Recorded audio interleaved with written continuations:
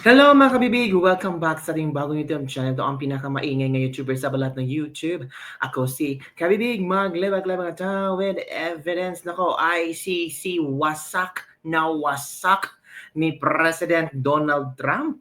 Nako, digong isang malaking tagumpay, BBM iyak to the max. Ayun na nga kabibig, ang latest trending news ngayon kung saan, grabe ha, talagang ito si Trump, iba ang atake ni Trump kung alam niya na marunong magmalupit or kasobrahan ang ginawa ng isang departamento ay kanyang pinaparusahan. Kautosang nagpapataw ng parusa sa INC nilagdaan ni President Trump. Agoy, agoy-goy, ang sakit naman yan. Paano lang yung mga taong sumisigaw, ICC, pasok ka na sa Pilipinas. ICC, dakpin mo na si Digong, si Bato, si Bongo, pati si Sara. Paano na yan? Iyak na naman kayo. Sira na naman ang diskarte nyo. Hindi na yan ang tawag dito, hindi na yan matutuloy. Kasi freeze ang lahat ng asset ng ICC. Yung iba, umiyak na. This is so unfair. Ang ICC lang yata ang ating ano tawag dito, ang ICC ang siyang nagiging ating iniisip na pwedeng wawasak kay Digong. Siya ang nag-iisang paraan para mawala sa landas na mga kung sinong mga utak demonyo para mawala si Digong. Pero ano na ngayon?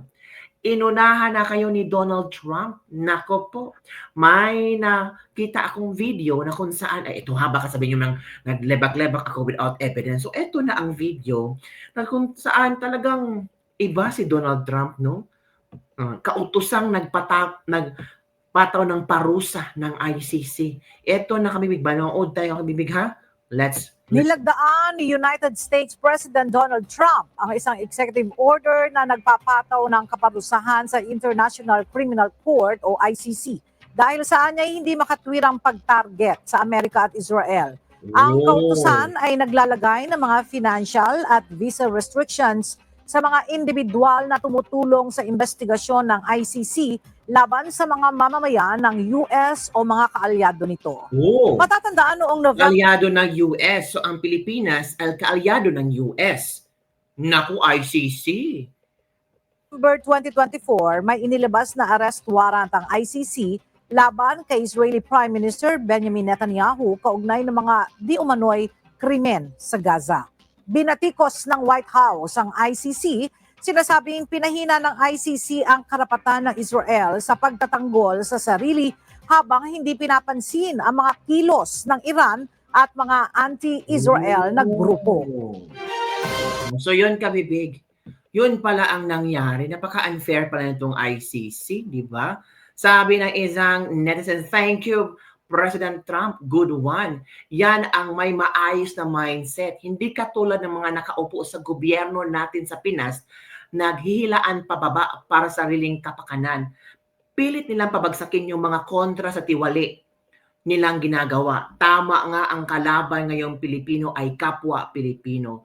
ICC is not coming to town. Pasensya na, Trillanes. Sabi na isang netizen. Panalo si Digong laban kay Trillanes. Naku, halata naman na talagang kinakampihan ni Trump si Digong. Sabi naman ni Trump, ayaw niya na abusuhin ng ICC ang US at saka yung mga nakasaklaw sa Amerika. Mahusay ka talaga, Trump. Buti na lang angkol ka namin, di ba? Dapat patawan din ng lahat ng personalidad na nakipag-ugnayan sa ICC, kabilang ang mga politiko sa Pilipinas. Sana matanggalan sila ng US visa. Yan ha. Yan ang komento ng ating mga netizen, mga kabibig. Kalorki naman na nangyari ngayon. Ay, sabi dito sa post ni Busdada TV, Donald Trump, whoever is cooperating with ICC is USA enemy. Halak ka. Nako po. 'Di ba one time parang naalala ko sabi ni ano, sino ba yon si Remulla ba yung Secretary DOJ Secretary Remulla nga makipag-coordinate sila sa Interpol, ang Interpol makiko-coordinate sa PNP sa ating Pilipinas, tapos ang PNP ang Interpol makiko-coordinate sa ICC. So, it means nakipag-coordinate ang Pilipinas sa ICC. 'Di ba mga kabibig? Tapos, sabi ni Trump, whoever is cooperating with ICC is USA's enemy. Naku, enemy na tayo ni Donald Trump. Paano yan? Yung mga kabibig, lalaki naman yun. Nakakatakot naman kung ganun ang mangyayari. Maging enemy tayo ng USA. Di ba?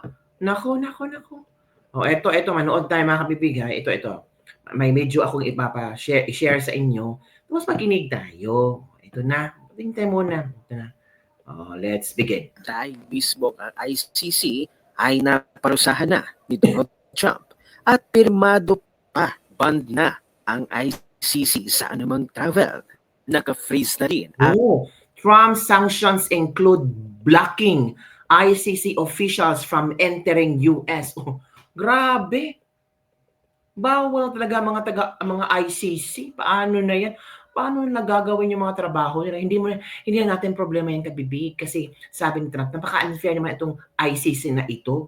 Let's continue. Ang kanila mga assets. Kaya't hindi na muling magagamit pa ng Marcos administration ng ICC. Hindi na talaga. Laban sa mga Duterte. Wala na. Trump orders ICC travel ban, asset freeze.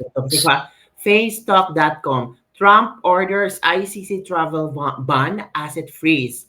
United States President Donald Trump slapped sanctions on the International Criminal Court Thursday for illegitimate and baseless investigations targeting America and its ally Israel, the White House said. Trump signed an executive order saying the court in the Hague has abused its power by issuing an arrest warrant for Israeli Prime Minister. Yun pala ang nangyari, kabibig. Nako, paano na yan? He ordered assets freezes and travel bans against ICC officials, employees, and their family members, along with anyone deemed to have helped the court investigations, yung mga tumutulong sa investigasyon. The name of the individuals were not immediately released, but previous US sanctions under Trump had targeted the court's prosecutors. Nako, ito pa. The world keeps getting smaller for President Ferdinand Marcos Jr. from Chito A. Fuentes. Swamped by rising discontent over abusive and discordant policies that threaten his fragile hold on power, BBM found himself with one less boogie when U.S. President Donald Trump announced that he is imposing sanctions on ICC. The sanctions includes freezing any U.S. assets of those designated and barring them and their families from visiting U.S. Naku, paano na yan mga kabibig, diba? Ako naman mga kabibig, ito yung mga ano ba tawag dito? Yung mga kontra kay BBM, ito panoorin natin si Mr. Real Talker sa kanyang reaction tungkol dito. Manood tayo kay Mr. Real Talker. Ito na. Pabor ang palitan ito para sa mga DDS at sa mga Duterte.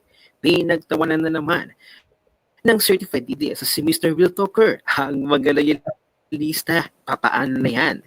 Talagang kriminal na. At wala nang kwentang malituring pa ang ICC. Wala talaga. Narito ang full video, panoorin natin. ICC nyo, pagod na. Pagod. Basahin natin mga lods.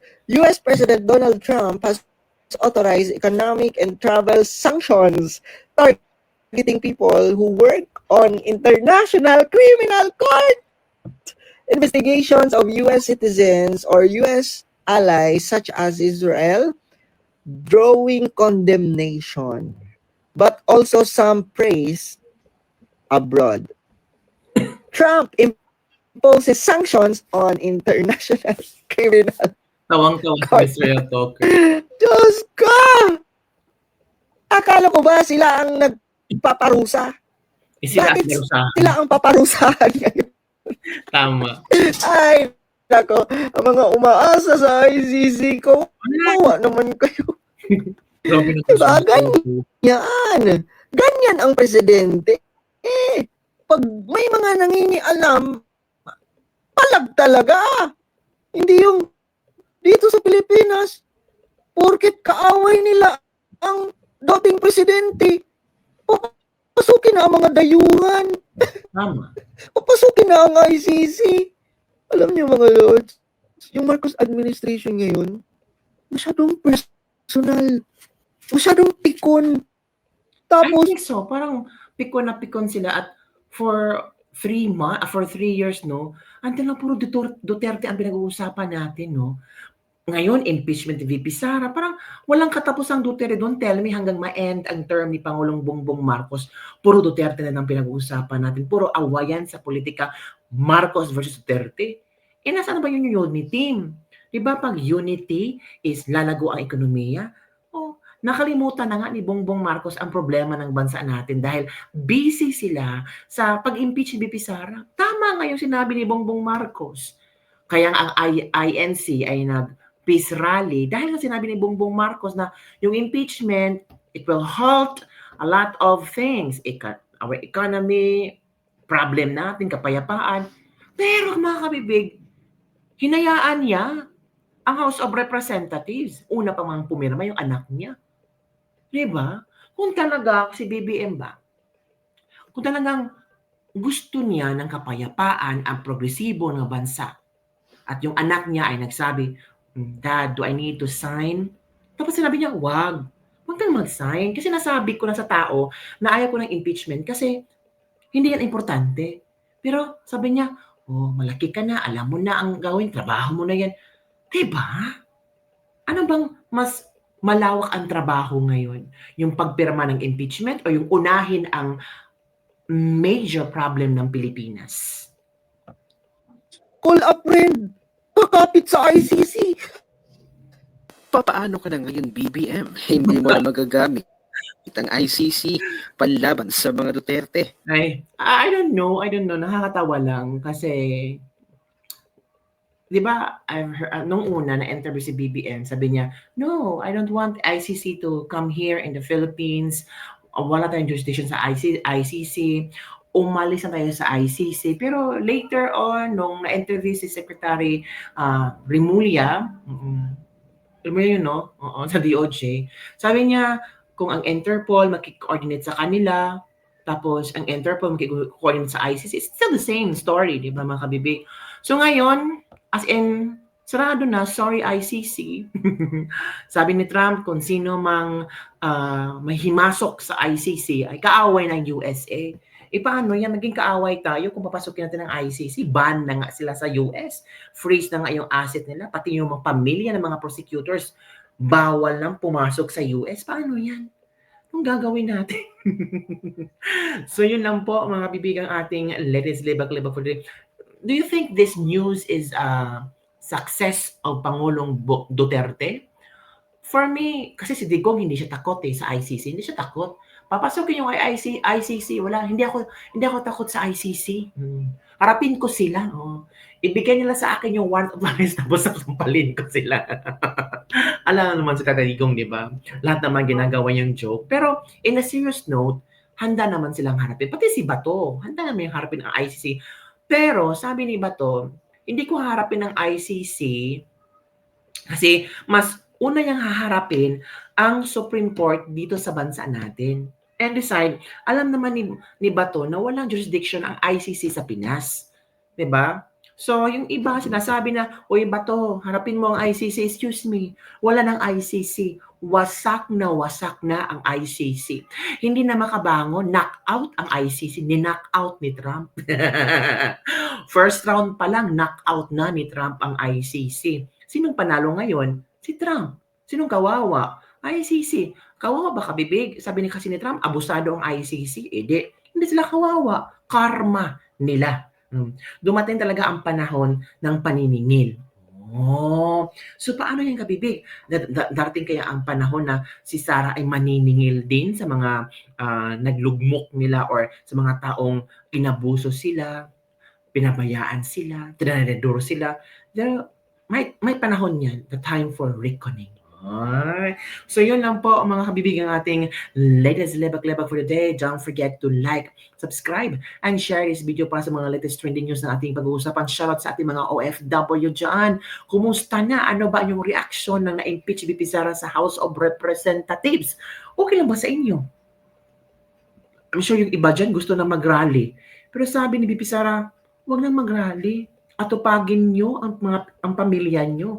Atupagin nyo ang trabaho nyo. May social media naman na pwedeng gamitin nyo to voice out all your emotions and anger. Lahat-lahat. Yun lang po kami, Big. Bye everyone. See you next time.